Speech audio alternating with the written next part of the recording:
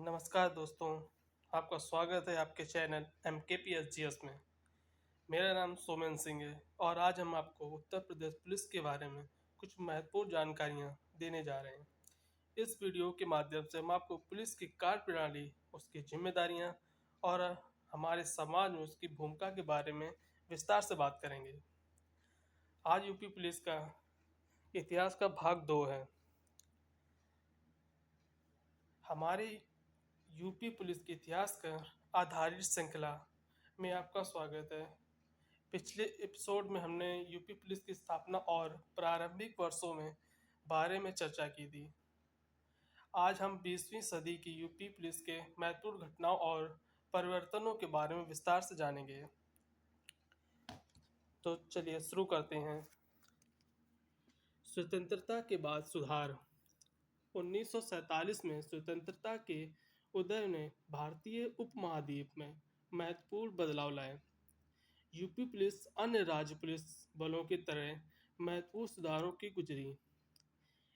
एक अधिक संगठित और कुशल पुलिस बल की आवश्यकता स्पष्ट हो गई। भारत भारत की स्वतंत्रता के टाइम का आप ये फोटो देख सकते हैं। स्वतंत्रता के बाद के सुधार। 1948 में पुलिस अधिनियम को आधुनिक और लोकतांत्रिक पुलिस प्रणाली लाने के लिए संशोधित किया गया था। प्रशिक्षण कार्यक्रमों को ओवरहॉल किया गया ताकि अधिकारी नए स्वतंत्र राष्ट्र की चुनौतियों से निपटने के लिए अच्छी तरह से तैयार हो। पुलिस सुधार। राष्ट्रीय एकीकरण में यूपी पुलिस की भूमिका। स्वतंत्रता के बाद वर्षों में सांप्रदायिक दंगों और अशांति का समय था। यूपी पुलिस ने इस कठिन समय में कानून व्यवस्था बनाए रखने के लिए महत्वपूर्ण भूमिका निभाई। उन्होंने शांति बहाल करने के और नागरिकों को सुरक्षा सुनिश्चित करने के अहम योगदान दिया।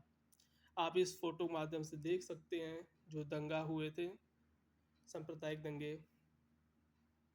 राष्ट्रीय एकीकरण में पुलिस की भूमिका।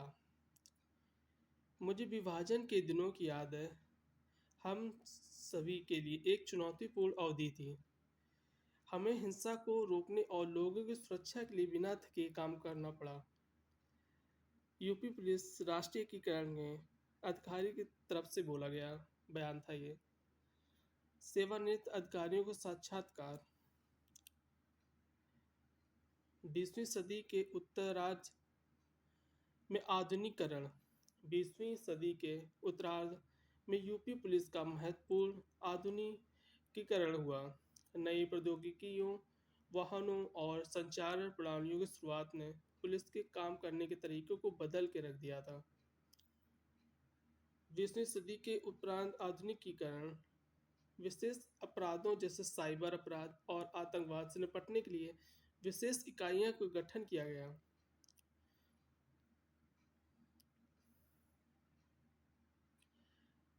20वीं सदी के उत्तरार्ध के आधुनिकीकरण में कुछ और नए भर्ती किए गए पुलिसकर्मियों को कठोर प्रशिक्षण देने के लिए प्रशिक्षण अकादमियों की स्थापना की गई।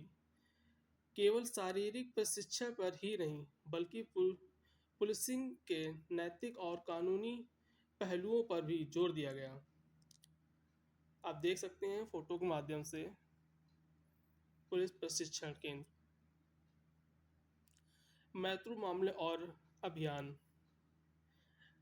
अपने इतिहास के दौरान यूपी पुलिस ने कई महत्वपूर्ण मामलों और अधिनियम अभियानों को संभाला है।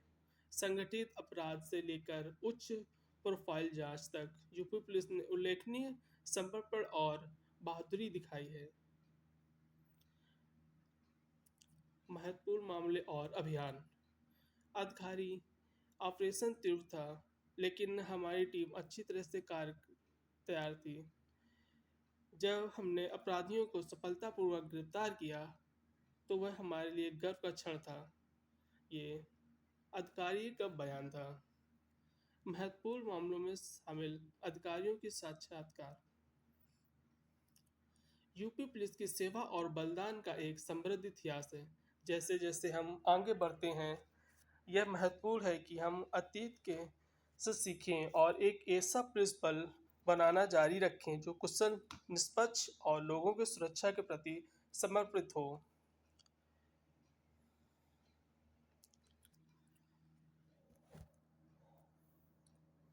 इस एपिसोड से में हमारे साथ जुड़ने के लिए धन्यवाद। हमारे श्रृंखला के अगले भाग में बने रहें, जहां हम 21वीं सदी की यूपी पुलिस की चुनौतियों और उपलब्धियों के बारे में बात करेंगे। और इसके बाद हम इतिहास, भूगोल, यूपी पुलिस में आने वाले सारे जीएस के और हिस्ट्री जितने भी क्वेश्चन होंगे सारे हम इसमें लेंगे। हो सकता है आगे चलकर हम हिंदी की भी क्लासें लें और यूपी पुलिस के पेपर की डेट से पहले पहले सारा कोर्स ख़त्म कर सकते हैं इसका। अब केवल महत्वपूर्ण ही चीज़ें बताएंगे, इसमें कोई एक्स्ट्रा नहीं बताएंगे। जो पेपर में आएगा 100% केवल वही। तो धन्यवाद। Thanks for watching.